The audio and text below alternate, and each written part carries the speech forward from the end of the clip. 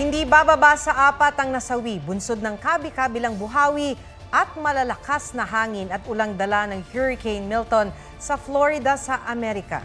Pati ang ilang Pinoy doon nasindak sa bagyo na nag-iwan ng matinding pinsala. May report si John Consulta. Sinuon ng eroplanong yan ang mismong mata ng Hurricane Milton.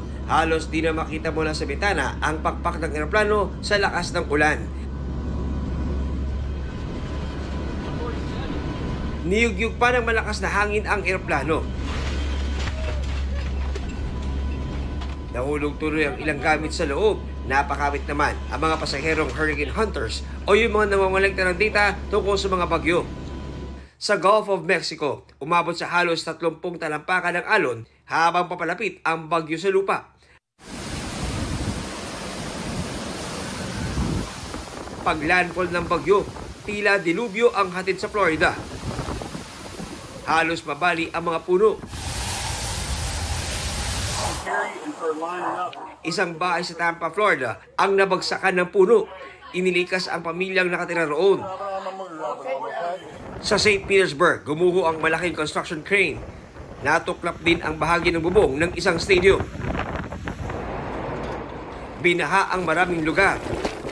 Pinasok din ng baha ang isang restaurant.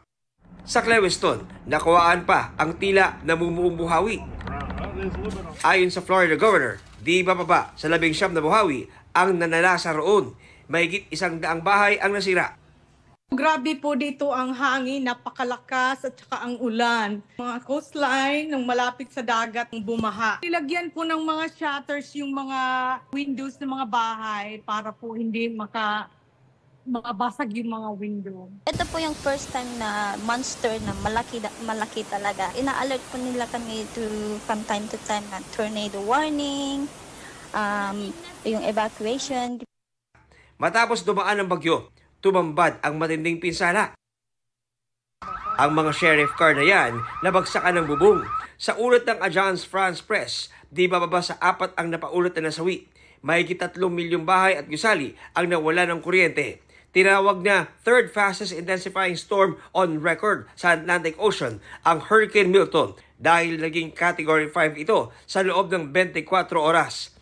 Nagbagad ng loob namang tumulong sa mga nasalanta ang global superstar na si Taylor Swift na nag-donate daw ng $5 milyon sa isang non-profit organization. Isang star-studded benefit concert din ang inorganisa. John Consulta, nagbabalita para sa GMA Integrated News. Madaliin na ang paglalabas ng Code of Conduct sa South China Sea. Yan ang panawagan ni Pangulong Marcos sa mga bansang kasapi ng ASEAN at sa China. Sa ASEAN Summit kung nasaan ang premier ng China, inilitanya din niya ang panghaharas ng China sa Pilipinas sa West Philippine Sea. May report si Ivan Mayrina. 2002 na magkasundo ang ASEAN at China na bumuo ng Code of Conduct sa South China Sea na magtatakda ng mga patakaran sa magiging pagkilos at reaksyon ng mga bansang may naangkin teritoryo sa South China Sea. Pero matapos ang mahigit 2 dekada, ang COC hindi pa rin tapos. Sa loob ng panahong yun, nakapagtayo na ang China ng artificial island sa ilang bahagi ng West Philippine Sea. Ilang beses na ring hinarang, binangga at ginamitan ng water cannon at laser ng China ang mga barko ng Pilipinas. Sa pagdalo ni Pangulong Bongbong Marcos sa ASEAN-China Summit, idinitalya niya mga insidente ng harassment at pananakot ng China sa Pilipinas. Nasa pulong si Chinese Premier Li Qiang. Sabi ng Pangulo, pagpapakita ito ng patuloy na pagbaliwala ng China sa international law. Nakakalungkot niya na ang pangkalahatang sitwasyon sa South China Sea nananatiling tensyonado at hindi nagbabago. Kaya raw kailangan madaliin na ang mga negosasyon para sa COC. Ang mga batayang elemento ng kasunduan kasi tulad ng kung ano ang magiging saklaw nito at kung ito ba'y magiging legally binding, hindi raw umuusad. Simpleng kahulugan pa nga lang daw ng self-restraint o pagtitimpi, hindi mapagkasunduan. Sa ASEAN-Japan Summit naman, sinabi ng Pangulo na transnational problem ang mga agresibong aksyon sa East at South China Sea. May pinag-aagawan din mga island China at Japan sa East China Sea. May mga bansang nagpahayag ng pagkabahala sa napapadalas at tumitinding tensyon sa South China Sea tulad ng Singapore. Pero maraming bansa sa ASEAN ang nangingiming pumanig sa Pilipinas, lalo't pinakamalaking trading partner ng ASEAN ang China. Panawagan ng Pangulo sa retreat kahapon batay sa ulat ng Japanese media na NHK, Huwag magbulag-bulagan sa mga iligal at mapanganib na aksyon ng China. Ang pananahimik sa gitna ng mga bantang ito, nakakapagpahina raw sa ASEAN. Ang ulat ng NHK base raw sa nakuha nilang kopya ng speech ng Pangulo. Sinubukan namin tanungin ng Pangulo tungkol dyan. It is improper for me to disclose anything that was mentioned in the PubChem closed session. Sa isang panayam, iginit ang Foreign Ministry ng China na committed ito sa pag-aayos ng anilay maritime differences sa pamagitan ng dialogue at konsultasyon na nakabatay sa historical facts at international law. Patuloy raw makikipag-ugnayan ng China sa ASEAN countries para sa maayos sa pagpapatupad ng Declaration on the Conduct of Parties sa South China Sea at para umusad ang Code of Conduct. Samantala, kabilang naman sa mga aktibidad ng Pangulo ngayong araw ang pagkakaroon ng bilateral meeting kasama si Canadian Prime Minister Justin Trudeau. Ivan Mayrina nagbabalita para sa GMA Integrated News. Patay ang isang tricycle driver matapos saksakin ng kapwa tricycle driver sa Kalasyaw, Pangasinan. Ang ugat daw ng krimen, agawan ng pasahero. May report si CJ Turida ng GMA Regional TV. Bakas pa ang dugo sa kalsadang ito sa Barangay San Vicente, Kalasyaw, Pangasinan. Dito kasi humanduse ang tricycle driver na si Ryan Agpungon matapos saksakin. Idineklara siyang dead on arrival sa ospital. Suspect ang kapwa tricycle driver na si Al Suarez. Ayon sa pulisya, nag-ugat ang pananagsak sa sagutan ng dalawa. Dating may alitan na to sila, sir. Parang nag-aawgawan yata silang pasahero. Naaresto kalaunan ng suspect na tumangging magbigay ng pahayag. Mahaharap siya sa kaukulang kaso. CJ Torida ng GMA Regional TV, nagbabalita para sa GMA Integrated News. Naglabas na ng show cause order ang Land Transportation Office para pagpaliwanagin ang nag-viral na driver at may-ari ng sasakyan na sumalubong sa one-way street sa BGC sa Taguig. Pinagsusumite sila sa October 15 ng written explanation kung bakit hindi sila dapat sampahan ng patong-patong na kaso na may parusang kanselasyon ng lisensya. Bahagyang nagmumura ang kada kilo ng bigas na ibinebenta sa ilalim ng Rice for All program ng gobyerno simula bukas. Asahan din ang mas mababang singil sa kuryente sa ilang lugar simula ngayong Oktubre. May report si Bernadette Reyes. Simula bukas, 43 pesos kada kilo na lang ang bigas sa ilalim ng Rice for All program. Mabibili yan ng kahit sino sa mga kadiwa ng Pangulo ng walang limit. Binabaan lang natin yung presyo kasi nakakita na tayo ng pagbaba sa merkado sa presyo ng bigas. Bukod sa mga consumer, may pakinabang din daw ang programa sa mga magsasaka at mangingisda. Bukod pa ang programa sa 29 pesos per kilo na bigas para sa mga miyembro ng 4Ps, senior citizens at PWDs. Sa pinakuling price monitoring ng Department of Agriculture, 45 hanggang 65 pesos ang local commercial rice. Depende sa klase. Dito sa Commonwealth Market sa Quezon City, may mabibili ng bigas sa halagang 40 pesos kada kilo. Yun nga lang imported ang mga ito at durog ang mga butil. Bababa rin ang singil sa kuryente sa ilang lugar simula Oktubre. 9 centavos per kilowatt-hour ang ibababa ng singil ng kuryente sa Luzon at 2 centavos sa Mindanao. Dahil yan sa mas mababang ancillary service o reserbang kuryente na sisingilin ng National Grid Corporation of the Philippines. Pero sa Visayas, tataas ng 29 centavos per kilowatt-hour ang singil. Pass-through charges yan at hindi mapupunta sa NGCP. Bernadette Reyes, nagbabalita para sa GMA Integrated News.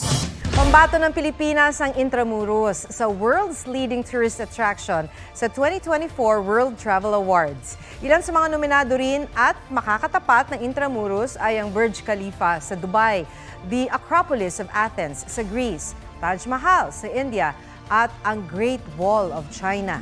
Dati nang kinilalang world's leading tourist attraction ang Intramuros noong 2020. Humihingi ang Intramuros Administration ng suporta sa publiko sa pamamagitan ng pagboto sa World Travel Awards website.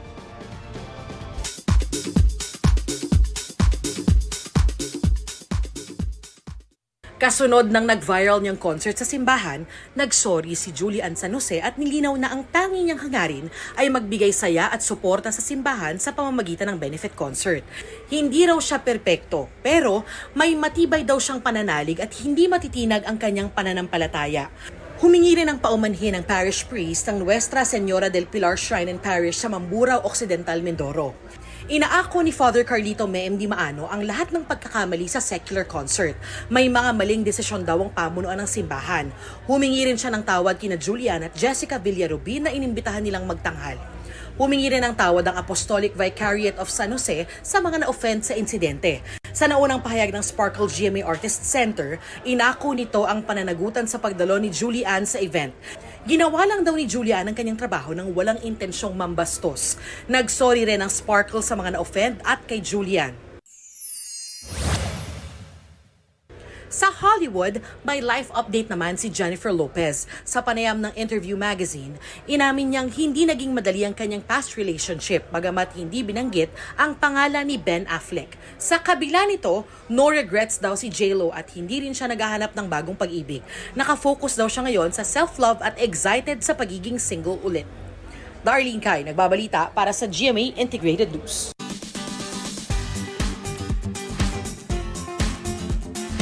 Tila nagkapalit ng role ang isang tatay at kanyang baby. Imbis kasi na ang anak ang sumakay sa laruang kotse, tila mas nag-enjoy pa si daddy. Pusuan na yan sa report ni Joseph Morong. Hindi naman sa ayaw ng baby na ito sa kanyang laruan. Iba lamang ang gusto niyang paglaruan. Hindi naman sa gusto ni daddy pero mukhang siya talaga ang nag-enjoy. Ayon kay Mami Erilu Tabanda Villaflor, talagang umiiyak ang anak kapag siya na ang pinapasakay dahil ibang araw ang pakay.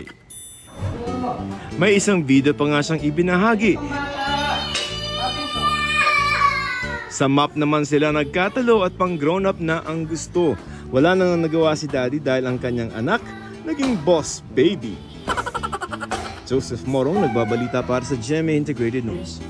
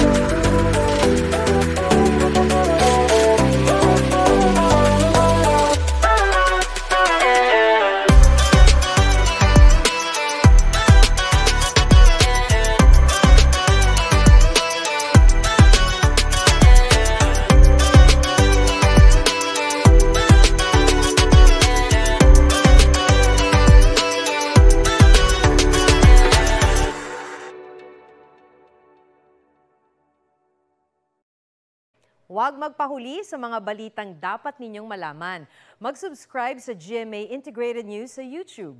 Sa mga kapuso abroad, subaybayan nyo kami sa GMA Pinoy TV at sa www.gmanews.tv.